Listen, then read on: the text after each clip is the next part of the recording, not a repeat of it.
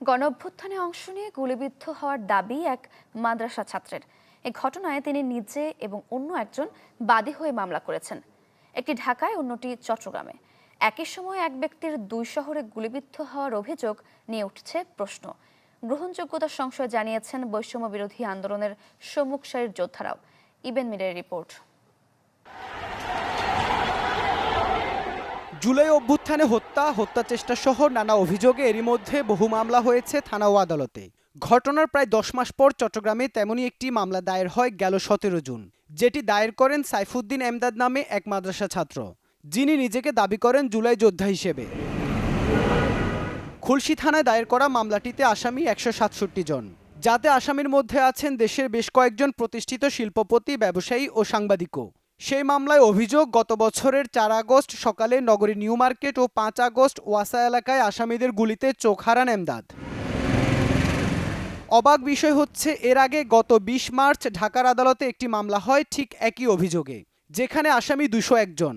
তার পক্ষে মামলাটি করেন আবুল হাশেম রাজু নামে সাবেক এক ছাত্রদল নেতা।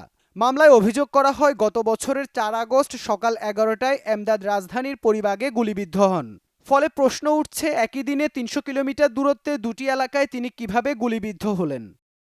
এ প্রশ্নের জবাব খুঁজতে মুঠোফোন সহ নানাভাবে চেষ্টা হয় এমদাদের সাথে যোগাযোগের জন্য, কিন্তু তিনি সাড়া দেননি। তবে ঢাকার মামলাটির বাদী রাজুর দাবি, এমদাদের পাওয়ার অব অ্যাটর্নির ভিত্তিতেই তিনি এজাহার দেন। একটা মানুষ যদি পাওয়ার অব অ্যাটর্নি দেওয়ার পরে, মামলা করার পরে যদি এখন সে 3.5 মাসের মাথায় যদি সে এখন আরেকটা মামলা করে, এটা আমি জানি না। দুটি মামলাতেই রয়েছে আরও অনেকগুলো অসঙ্গতি। দুই মামলায় এমদাদের ঠিকানা উল্লেখ রয়েছে ভিন্ন ভিন্ন। ফলে তার এই মামলাগুলোকে সন্দেহের চোখে দেখছেন বৈষম্য বিরোধী আন্দোলনের সম্মুখ সারির যোদ্ধারাও। জুলাইকে বিতর্কিত করে সেটা যে কোনো মহলই, সেটা পক্ষে হোক বিপক্ষে হোক, যে কোনো মহলই যদি কোনো ষড়যন্ত্র করে, সেই ষড়যন্ত্রের বিপক্ষে প্রত্যেকটি জুলাইয়ের পক্ষের মানুষ অবস্থান নেবে।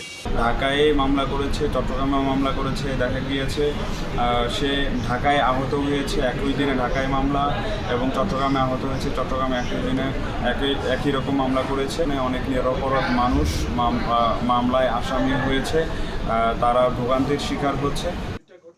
মামলাগুলোর উদ্দেশ্য নিয়ে প্রশ্ন তুলছেন এই মানবাধিকার আইনজীবীও।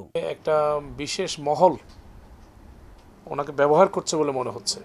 ব্যবহার করে এভাবে বিভিন্ন বড় বড় শিল্পপতিদেরকে, যারা অরাজনৈতিক ব্যক্তিত্ব, এদেরকে এই আসামি করে তাদের থেকে মোটা অঙ্কের টাকা আদায়ের একটা চক্রান্ত হতে পারে এটা। এই জন্য এটা আমাদেরকে রাষ্ট্রপক্ষকে, প্রশাসনকে খুব কঠোর নজরদারি করা দরকার।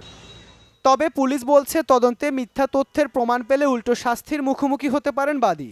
যেই স্থান, যেই সময়ের কথা উল্লেখ করেছে, ওই সময় সে আদৌ চট্টগ্রামে ছিল কিনা ইত্যাদি বিষয়গুলো নিয়ে দেখে তারপরে আমরা এই মামলার তদন্তের বিষয়ে আমরা পদক্ষেপ দিব। পিনাল কোড 211 অনুযায়ী কোর্টে একটা প্রসিকিউশনের জন্য আইও আবেদন জানাবে।